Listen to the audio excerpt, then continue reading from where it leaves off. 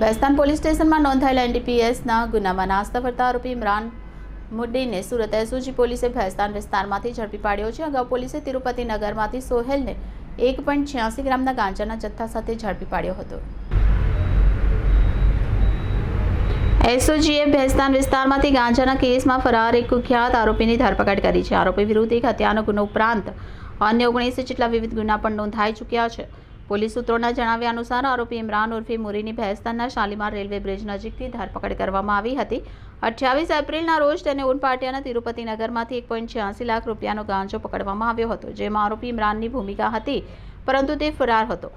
આ ઉપરાંત તે છેલ્લા 2-3 મહિનાથી તેના મિત્ર મહફૂઝ કમાલુદ્દીન હાસમી સાથે ગાંજો વેચતો હતો। એસઓજી આ અંગે માહિતી આપતા જણાવ્યું કે આરોપી વિરુદ્ધ સચિન પોલીસ સ્ટેશનમાં હત્યાનો ગુનો નોંધાયેલો છે।